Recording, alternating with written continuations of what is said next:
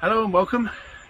We're on the allotment this time, and I'm just approaching you with how the ground will look over winter and a comparison of nitrogen yield for overwintering crops depending on the date they were sown. Now, I just want to dig up a couple of plants, just show the root system and show you the difference between winter tares that were planted in September and another bed over there, winter tares that were planted in, I think it was October. I'll put the actual dates down below each crop so that you can see, because my memory is diabolical. First things first, I'll show you the actual crop. Now, this is Hungarian rye here that was mixed in with winter tares. The winter tares won the early battle for foliage, so it has dominated the Hungarian rye. Didn't expect that, but it is something that has happened. Now I'm just going to dig up a plant. Now, as you see, the winter tares have largely worn themselves out now, if I'm honest with you. That's not a problem in the slightest, because this has got a nice sort of coverage for the winter. The roots have done the job, and all I've got to do is find one that's still alive.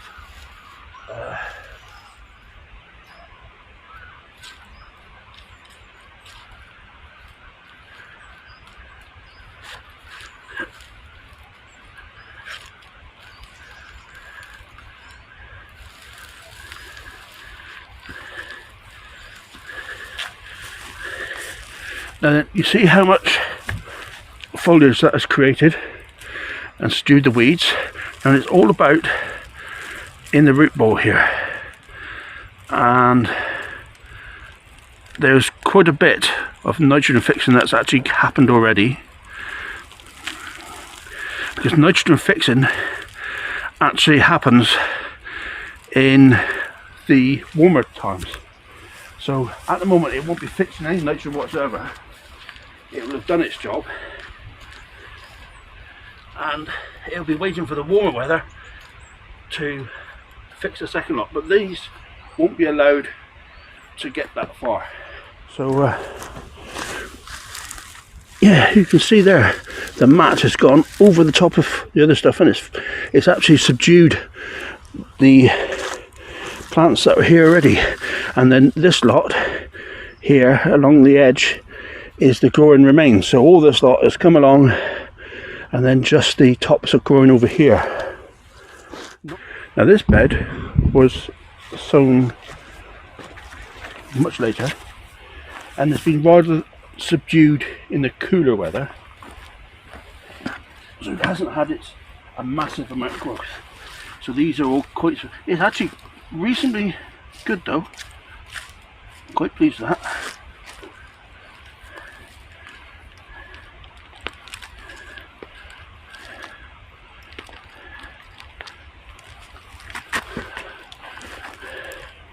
So the plant is much shorter, but the nitrogen nodules are very visible there, and that's all nitrogen stored away for next year's plant, which of course we will not want to be used on the formation of seed for winter tares. We'll be wanting to chop off the foliage and use it for, I don't know, say cabbage next. Setting over the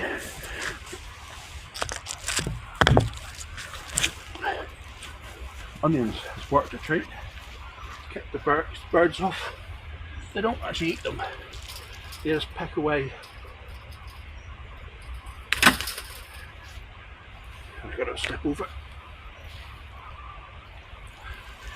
over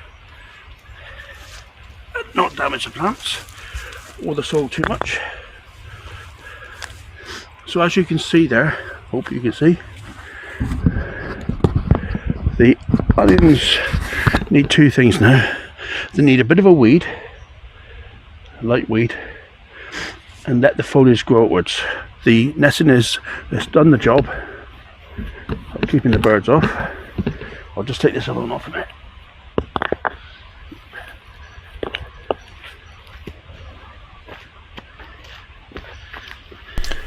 As you may have noticed, the growth is fairly spindly on the onions. The leaves are bent over because they're coming up against the green cloth, but it's done the job. It's protecting the onions. They're straighten up and regrow on nicely. I think it's worth considering a quick look at the onions in the greenhouse and how they compare, planted at exactly the same time, and the only influence really is the compost and the air temperatures being a bit warmer.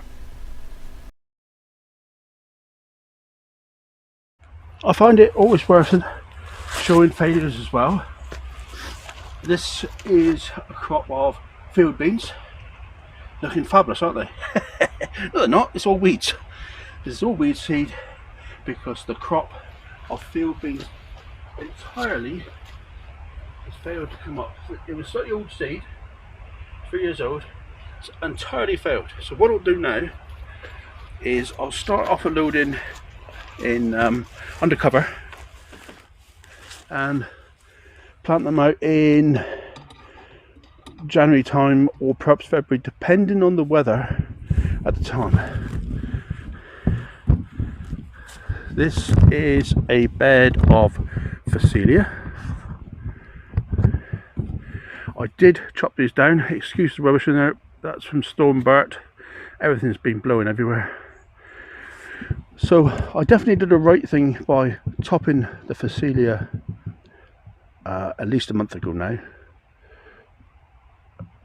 I don't want the stems to get too woody, so this will probably be sacrificed quite early in the winter. Covered up. Oops. And there's a nice bunch of nitrogen nodules on that specimen. Long growth, the length of growth on that, incredible. And the nitrogen fixing is happening at the roots. I'll put it back in because I don't want it disturbed really more than I've already absolutely obliterated it, of course. Hopefully that will re-root back in. But that is a great crop of nitrogen for next year. But this will be something I do want to make sure that you realise as well. There's too much talk about crops like this and how to terminate them. It's easy. You just put over a light denying material. It could be plastic, it could be carpet, it could be cardboard, whichever you want, route you want to go. You put it on the top of this, and in 3 weeks time all the greenery will be gone. You will be left with the stalks here, but that rakes off so easy and gets composted. Magic. And of course at that stage it's detached from the roots, so you've left the roots in the ground. All that plant available nitrogen just sitting there waiting for you to feed them the next crop. Perfect. More people should be covering their crops up like this.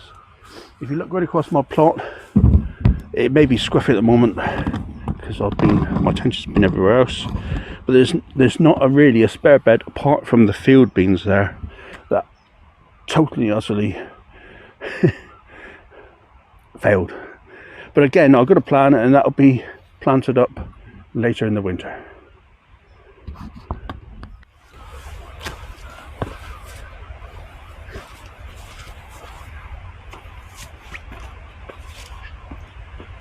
So right across my plot, all the beds are doing something.